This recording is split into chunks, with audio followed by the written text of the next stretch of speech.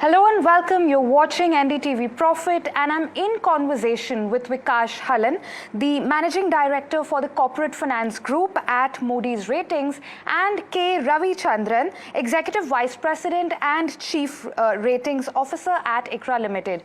Thank you so very much to both of you for taking time out and joining us today.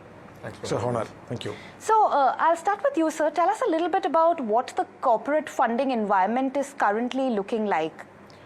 Yeah, so the corporate funding needs in India certainly are high given the amount of capex that everyone has planned for, the working capital needs, the shareholder returns.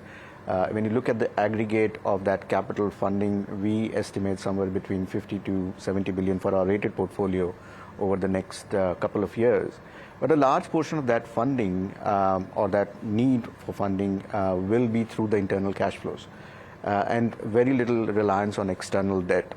Having said that, if those corporates were to access funding, there is ample liquidity in India, whether you look at the bank market, whether you look at the equity market, or whether you look at the bond market.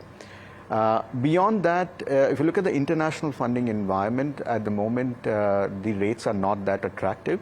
However, the ability to fund still remains if needed, but it will cost you. At this point in time, we are probably at the peak of the interest rate cycle when it comes to the cross-border funding, particularly in the US market. We've already seen ECB starting to cut rates. Possibly, we are looking at reduction in interest rate, over the next 12 months, and rates to normalize. So that would make the funding environment even more conducive for corporate India, in addition to having very significant domestic liquidity. Okay, so you spoke about how, over the next few months, we might possibly see lower interest rates globally and in India, which might be conducive for corporate funding. But here in India, we don't actually expect a deep rate cut cycle in any case, right? So I'm just trying to understand, that going forward, what's the outlook looking like for corporate funding in terms of interest rates? Yeah, so my point with interest rate cuts were not with respect to India. So you would see, and India didn't raise interest rate as much as some of the other, markets that we saw. So we don't really expect that to be a big factor for the funding environment. The funding environment in India, despite where the rates are, is significantly better than, what you would get in the foreign markets. So we don't. Our expectation of funding environment in India is not related to the interest rate cut per se in India. It was more to do with the funding environment or the attractiveness of funding overseas will improve as interest rate starts to come down. Okay, got it. Any sectoral trends? So, for quite some time, we have seen capex being driven in limited sectors. And also in recent quarters, there does appear to be a shift in terms of the sectors that are driving capex, maybe in renewable energy, for instance. So any trends and patterns that you've seen in that space, sectoral trends? Yeah. So in the recent past, Government of India has been driving the capex through good budgetary outlays on roads, defense and railways, etc. In addition to that, many state governments also have been providing for fair amount of outlay on various infra projects, irrigation, water supply, and so on and so forth. So because of this, there has been crowding in of private sector investments. If you look at the order book position of many contractors, they are brimming with orders, and that has really helped them to shore up their balance sheets. But having said that, on the pure private sector capex, it has been quite anemic. And going ahead, we expect some pickup, especially in oil and gas, metals and mining, and hotels, healthcare. These are some of the sectors where we see a good pickup. In addition to that, PLI-driven investments, especially in electronics, semiconductors, textiles, solar modules. These are some of the sectors where we would see pickup. Already investments are underway, and over the next 3 to 4 years, you would see at least some 3 to 4 lakh crore of investments, which are on the anvil. Unlike the previous capex cycle, which were dominated by investments on the thermal power and refining, etc., which were highly capital intensive, guzzlers, etc. Whereas in the current cycle, you are seeing investments more on the green side, renewable energy and green hydrogen, green ammonia, EVs, batteries for the EVs, pumped hydro, and mostly frontier areas of capex towards ESG credentials. So that is the big change compared to the previous cycle, but on aggregate basis we are still down compared to the previous cycle by maybe about 15-20%. For us to really pick up on the demand side, things have to improve. Consumption overall is somewhat subdued. For us to get higher way of higher growth, perhaps we need to have some stimulus on the consumption side that could drive up investments on the private side. Okay, interesting. So, we've already seen a slew of government measures. You touched upon PLI, but at the same time, we have seen consumption continuing to remain tepid. The outlook in terms of consumption, while we do expect rural consumption, for instance, to see somewhat a little bit of a pickup in the coming year, do you think there is need for more government stimulus to drive consumption as well?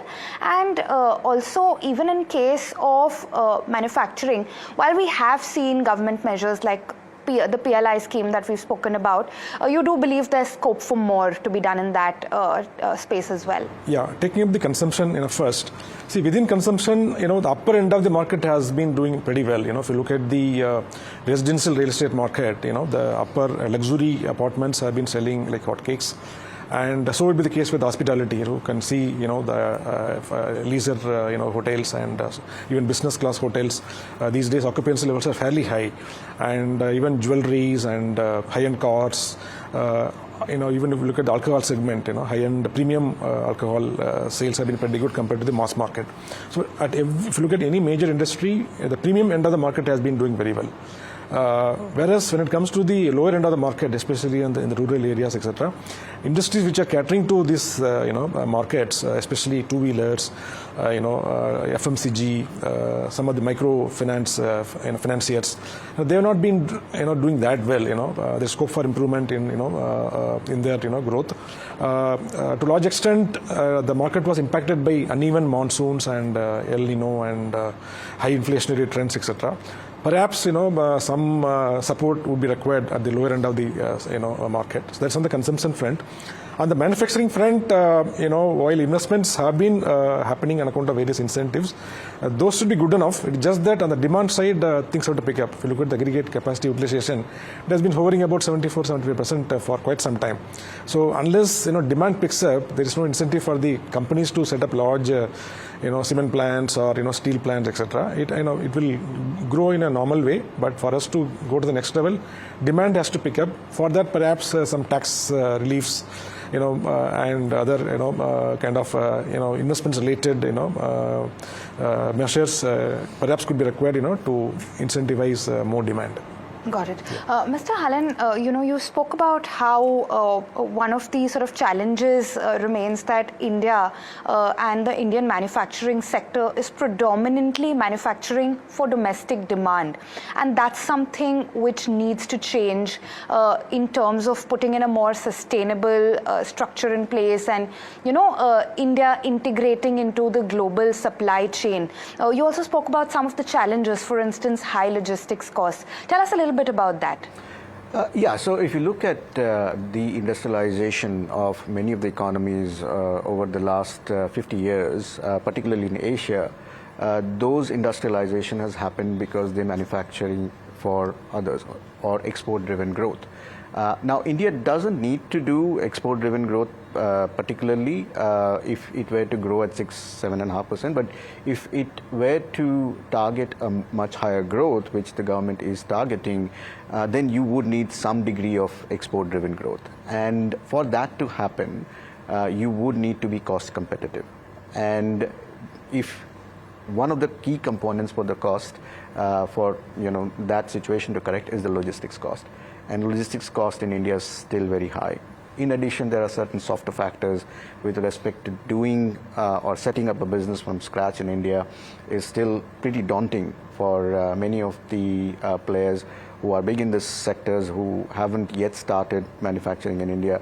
They would need more assurance, more easing of some of the regulations, better coordination between state and the center in terms of their policy framework.